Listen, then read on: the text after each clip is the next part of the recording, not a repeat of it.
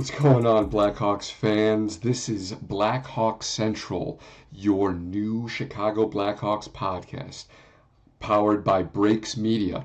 I'm your host, Joe Vitali. I'm in here in my office with my Hawks gear on. I got my hat, I got my sweater. It's Kirby Doc. You love to see it. He's on Montreal right now, so that's less chill, but it's all water under the bridge. We got Gavin Hayes. We got Frank Nazar for Kirby Doc. They're going to be great players. Glad to see them. And Kirby's having a great time with the kids up in Montreal. Cole Caulfield, Nick Suzuki. There's going to be some absolute gangbusters, back-end talent with Lane Hudson on the way. So really happy for him. And unfortunate we had to split our separate ways. But it's Bedard season, and that's why you're here, and that's why I'm here. So we're going to get right into it. Little bit of Blackhawks news. We already knew Andreas Athanasiou signed a couple months ago, month and a half, 2 years, $4.25 million. Nice little contract for the speedster. Grease Lightning, as we like to call him. And then they also, the Blackhawks, signed Joey Anderson, 1 year, $800,000, two-way, so that you can get him in between Rockford and Chicago, no problem. 24 games played with the Chicago Blackhawks, 6 points.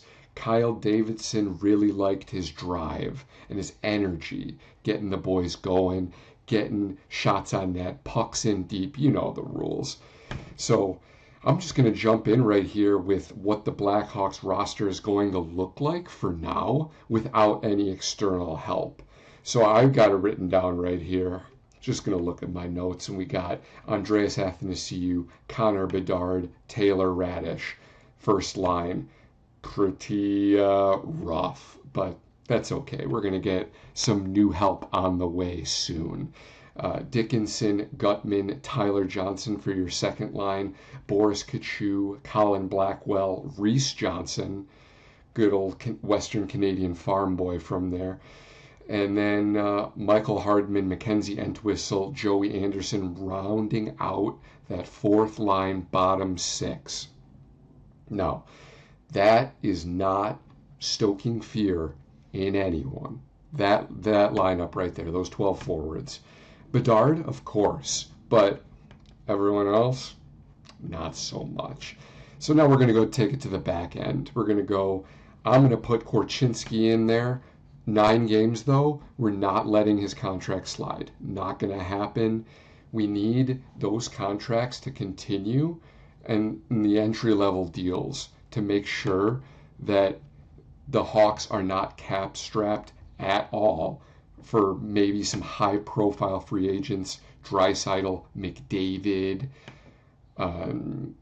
Austin Matthews, William Nylander, somewhere along those lines. If you want to, you're going to have to pay those guys a lot of money to bring them on over. But they're going to want to because they want to play with Bedard, because Bedard is the best. Not yet. So we're going to go back end, Korchinski and Seth Jones, 9 games, then we're getting Korchinski out of there because, like I said, not burning the contract. Second pairing, we're going to go Phillips, Murphy, Tenorti, Regula rounding out that bottom pair with Alex Vlasic and Nikita Zaitsev as the extras. Now, I'm hearing that Caleb Jones might not be tenured a qualifying offer, which I think would be an extraordinary bag fumble for the Blackhawks. He's not going to cost you much. He's good defensively, and his brother already plays here. So have the boys together. Maybe they live together. They live near each other. Why split them up? No reason for it. Now, if that's the case, I'm probably going to move Phillips from that second line up to the first. So it's going to be Phillips, Seth Jones, and then Vlasic, Murphy, and then Tenorti, Regula with Zaitsev, the extra. Now, you could also swap Regula and Zaitsev. Zaitsev was a cap dump. He was spending time in the minors. Ottawa didn't want anything to do with him because the price they paid for him. I believe it was a second and a fifth rounder just to get rid of his contract. And only 1 year left. So, and it looks like over the wire today, it looks like, I believe this is from Ben Pope, Anders Bjork, who was gotten from Buffalo, I believe for future considerations. He's not going to be tenured in another offer, and Andreas England for the Jack Johnson swap. So, hey, Jack Johnson, come on over to Chicago. Okay, from Colorado, you just won a cup. Congratulations. Hey, no, don't worry. You're at the United Center. No, I'm sorry. They would have been at Ball Arena.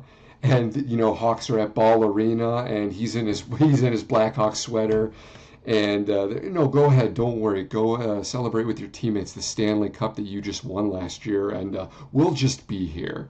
And it was kind of weird, but so maybe you can see the roster not looking too good, but the Hawks still want to be bad. They still want another top 10 pick to try and get that elite talent for Bedard homegrown. And then you're going to have your Korchinskis, your Allens, your Del Mastros, all the guys on the back end. Maybe Kirby Doc's brother and Colton Doc. And so you just want to get all that talent in there and have it come in waves so that the Hawks are really, really competitive for many years to come, like back in the glory days of the dynasty era, we'll call it. So maybe the Hawks need to get some pieces to help Bedard, because you want Bedard to grow as a player. And how is he going to do that with bad players? It's just not going to happen. So, I'm listening to 32 Thoughts, and Jeff Merrick, Elliot Friedman, they're suggesting, well, what about Vladimir Tarasenko, formerly of the Blues, which I think is a huge hurdle to clear. Not a Blues guy, that is for sure. Is he good enough? Of course he's good enough.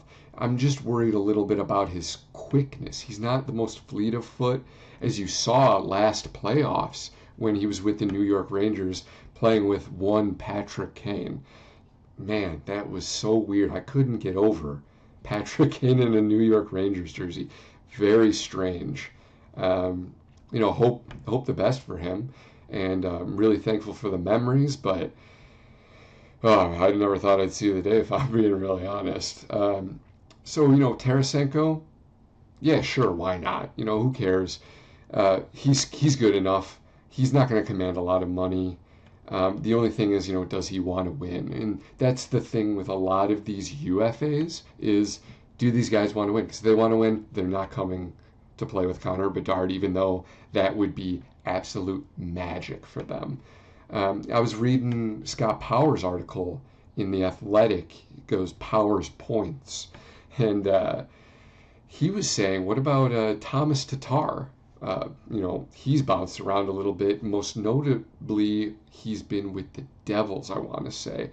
And, in the Devils, young team, Jack Hughes, Jesper Bratt. On the back end, they got Luke Hughes. But he was just there last season, just kind of as a placeholder almost in the for the playoffs. But he's played with the kids, so he knows what it's like to play with kids. And maybe he wants to come over. Once again, he's good enough. Got some nice wheels. I'm not going to say he's Andreas Athanasiou, but he's got some good wheels, some good skill. Would be a nice complementary piece to Bedard. But maybe you're not thinking, UFAs. I mean, UFAs just cost money, which is really, really nice. But maybe there's going to be some opportunity to trade up in the draft, or maybe trade back in the draft, get some more assets, get some more picks, maybe a higher pick with a player with a higher ceiling, get him into the organization, put him on the Ice Hogs, develop him into a great player. So our buddies over at the Blackhawks Talk podcast. That's James Naveau, Charlie Romeliotis, Blackhawks Insider, and Pat Boyle.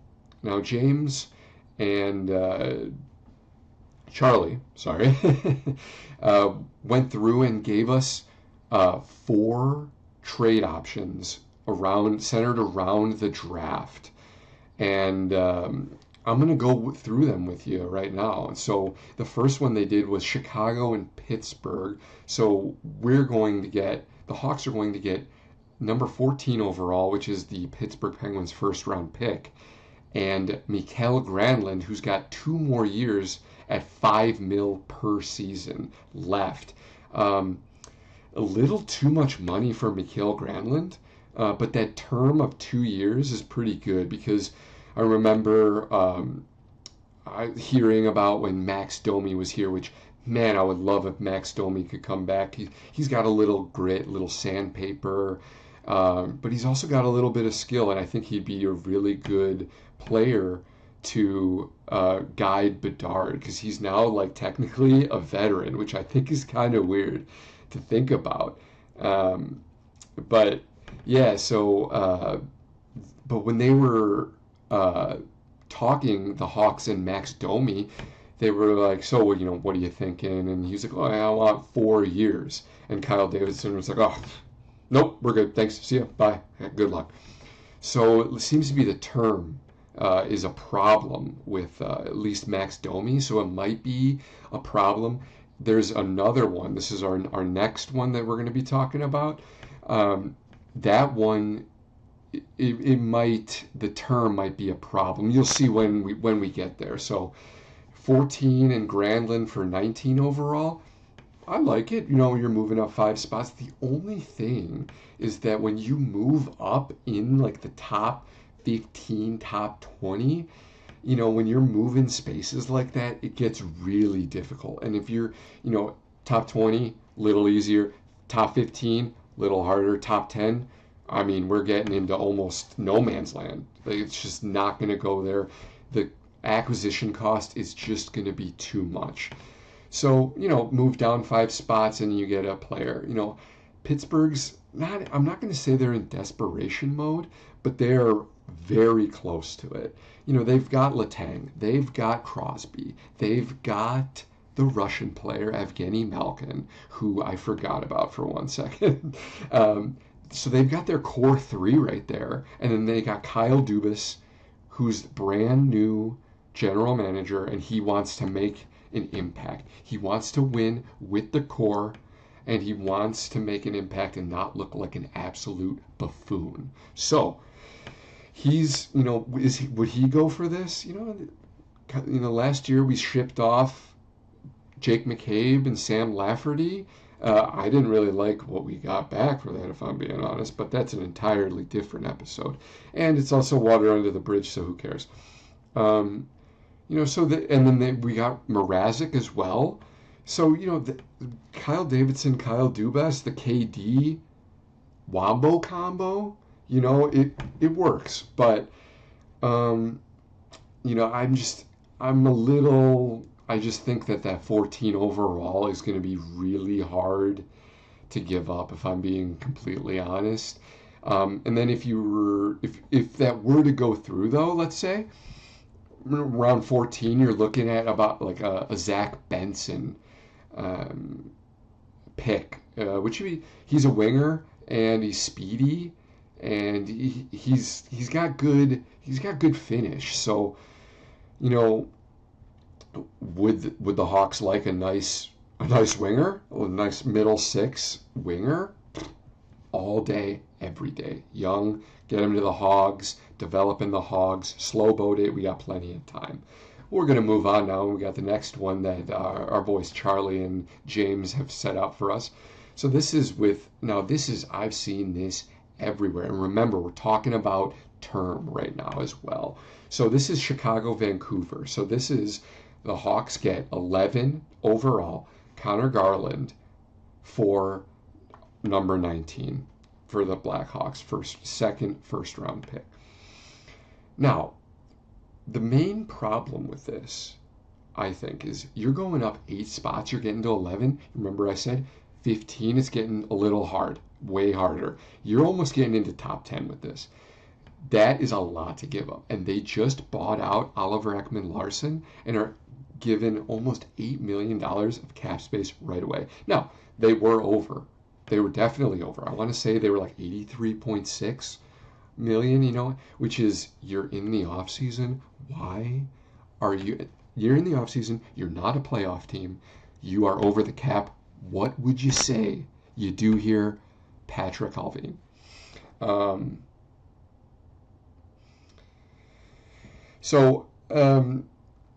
then the thing is, Garland, great player. He really good player. He's getting paid about $5 million, but the thing is, he has 4 years left on the deal. We're talking about term. It's not working. So Connor Garland is a good player. Vancouver already has a decent amount of cap space. Why are they going to do this favor for the Blackhawks? It's not going to work, my opinion. And then, Garland, like I said, Garland, great player. Maybe people are like, oh, well, what about Besser? Besser has, he's even more money and he's only got 2 years left. Well, yeah, he's the better player, so they're going to reward us both times with the 11 overall and Besser. And, no way. And Besser, everyone keeps saying, Besser, he's a finisher, he's a goal scorer. He's never eclipsed 35 goals, I want to say. Like, you're a goal scorer and you never eclipsed 35? I mean, Alex DeBrincat, now that is a situation. 41 goals. 40 goals. 40 and 41 for the Chicago Blackhawks. That's a goal scorer. That's what you want. Now, does he get $9.5 million? No, I don't think so. And that's why Ottawa's taking him to arbitration. Another conversation for sure. Now, this next one is just some pick swaps. This is with Toronto and Chicago. So Toronto is going to get 35 and 67 from the Blackhawks for their 28th overall pick. So then that would give us 3 first-round picks. We'd be in there with the likes St. Louis. St. Louis has got 3. They've made a push for Scott Lawton from the Philadelphia Flyers, but Daniel Briere staying strong and not accepting what the St. Louis Blues are offering, but that's besides the point. So, yeah, Chicago, Toronto. Toronto gets 35 and 67. Hawks get 28. No problems there. I want to say this was Bleacher Report. They said that Andrew Cristall was going to go 32 overall to the Vegas Golden Knights. So maybe the Hawks can, take their 19th overall, get someone like a Musty or a Moore or something, and then so they'll get that nice elite guy for 19, and then they'll go and get Andrew Cristall. Now, Andrew Cristall, if you guys didn't know, Connor Bedard's best buddy in real life. Amazing. And he played 1.5 years on Kelowna with Colton Dach. So he's got the synergy. He can come in. He's going to go to the Hogs. Colton Dach's going to be on the Hogs. They're going to just be 2 guys. It's just going to be guys being dudes playing hockey, saucing the biscuit in Rockford, Illinois. And I just think that would be a really, really good idea. Now, we're going to keep it rolling. This is the 4th one. This is Chicago and Washington Capitals. Now, to the Chicago Blackhawks, number 40 overall, and Anthony Mantha, another cap dump. Big body, kind of a power forward-esque type guy, completely fallen off for the Washington Capitals. Now, why? That is a great question. I think Washington has been having a really tough time staying healthy, really. And I just, maybe the type of play that, of give Alexander Ovechkin the puck in the left center, in the left dot, so that he can just use his howitzer to blow it past the goalie. Maybe it didn't work for Anthony Mantha. Maybe he's not a big disher. Maybe he's not, he's a little selfish with the puck. But he was having some health problems, couldn't stay healthy, not really working out, but big body, and he has shown flashes of brilliance in the past. So come on down, bring him in, put him with Bedard. Maybe he wants to kind of, help him out, protect him a little, but also maybe, go into the corner and, Bedard 5'10", I want to say Anthony Mantha is minimum 6'2". Could be even like 6'3", 6'4". And so he'll go into the corners. He'll go get the puck, be a retrieval guy for Bedard. I think that would, work out really well. You're moving up 11 spots and you're taking a $5 million contract. So are 11 spots in the draft in the middle round, is that worth $5 million bucks? Time will tell, but that doesn't seem like a far enough jump. But Washington doesn't have the assets because they've been so good for so long. Oh well. Now we got a bonus one from the boys too. So this is with Chicago and the New York Islanders. So this is Josh Bailey to the Chicago Blackhawks cap dump. Lou Lamoriello comes out in the beginning of the year and he's talking, and it's Lou Lamoriello. You don't get anything out of him ever. It's Fort Knox with that guy. And so he all of a sudden comes out and is talking to the media and just lets it slip that by the way, guys, I've got an extra centerman, so if you guys want to help us out, you can just, Lou, buddy, we've been here, we've done it, we've lived this life, we know your tricks. So he's going to send us over Josh Bailey, $5 million cap hit, but they don't have any picks, so we're going to have to go with a prospect. I've circled a couple of them. So I've got William Dufour. That's their top prospect right now. And I could see them being like, dude, this is all we have. Please, no, stop. Don't do that to me.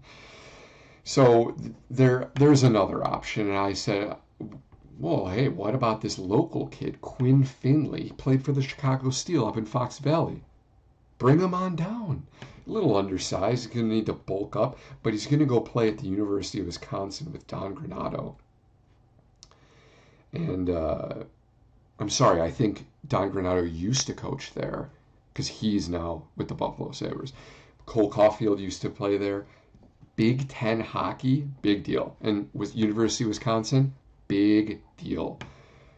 We got Duncan Keith, one of my favorite players of all time, coming from Michigan State. He came from the Big Ten. You love to see it. You love to see it. So, I just think, maybe, we've heard Vladimir Tarasenko. We've heard about Thomas Tatar.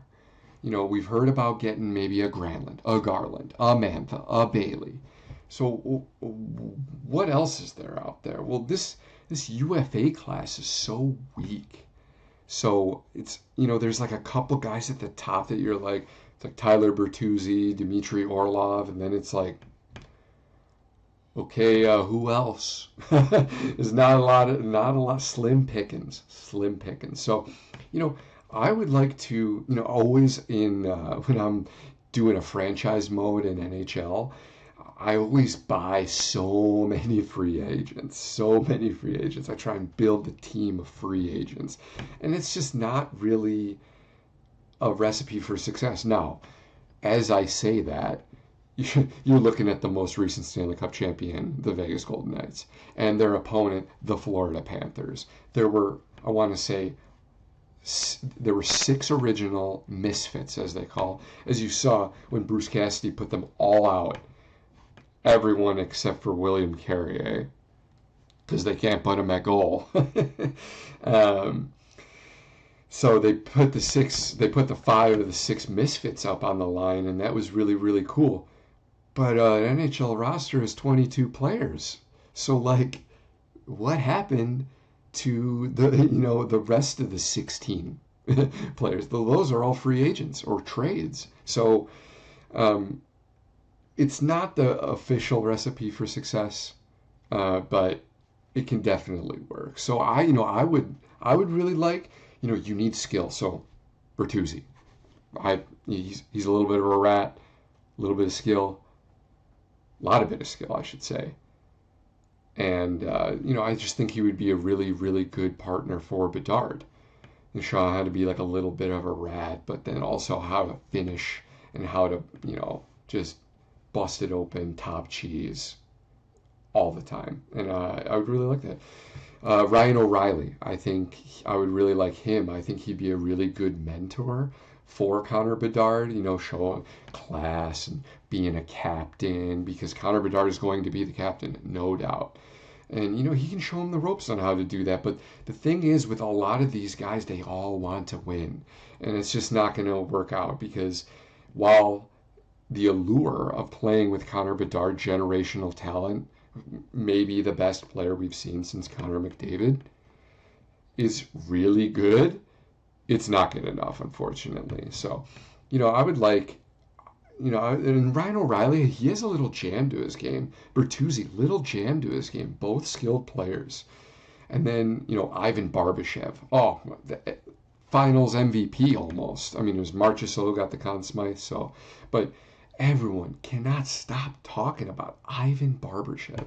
And so, hey, bring him on down. But once again, he wants to get paid, and he wants term as well. So both things are not really working out in the Blackhawks' favor, but I would love them.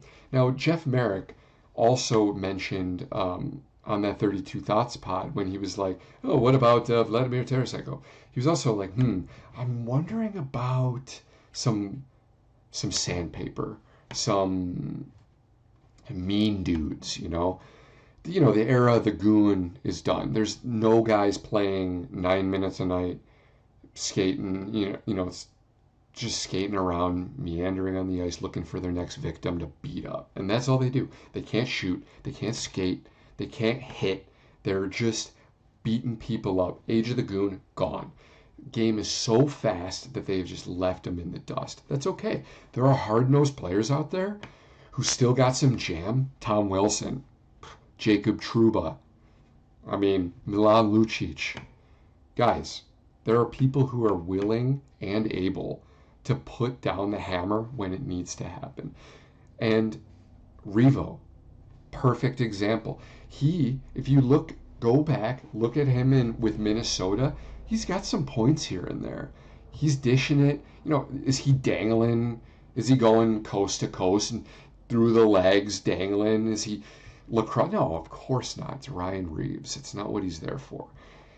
He absolutely lit up Filip Hronek. You guys know. You guys remember that hit. Probably the best hit of the season. Maybe one of Jacob Trouba's. He had a couple of. That fight night, Calgary, New York Rangers, that had some absolute gangbusters action. So, Milan Lucic, he's available. Does he want to win? Dunno. Come on down, Chicago Blackhawks. Corey Perry, UFA, super rat. Oh, God, when that guy played for the Ducks, I had to go take a shower. That guy, disgusting. I hate him. Terrible. But on our team, yeah, come on, we're all good. We're all good. It's all water under the bridge. We can move on from that. And once upon a time, Corey Perry was a very, very good player. So if he wants to shepherd Connor Bedard, I'm all there for it, because this is what it's for. That's what it's all for. It's all for Bedard. We got to make sure that he has the good pieces around him so that he can continue to strive and hit that plateau, and not just hit that peak. Just keep going. Not hit the peak and plateau. That's what I should say. Not hit that peak and plateau. Just keep going, even if it's just incremental. We need growth. We need challenge. We need him to be the best he can be, which I have no doubt he will. So we got Milan Lucic. We got Corey Perry. I think the Tampa Bay Lightning are not going to be able to bring back Alex Killorn. That dude, sneaky tough, drives play really, really well. if you're looking at all the other metrics, as the nerds do it, he's an unbelievable play driver. He's really good at passing. He's really good assists. He's good at breaking out, getting into the zone, and setting people up, playmaking. And I think he'd be a really, really good addition. It's just, what do the Tampa Bay Lightning want? I don't really see it. And oh, you know what? I have just realized this. We are 30 minutes and 25 seconds into this, and I do not have Lucas Reichel. This is terrible. Okay, so I am going to completely change those forwards.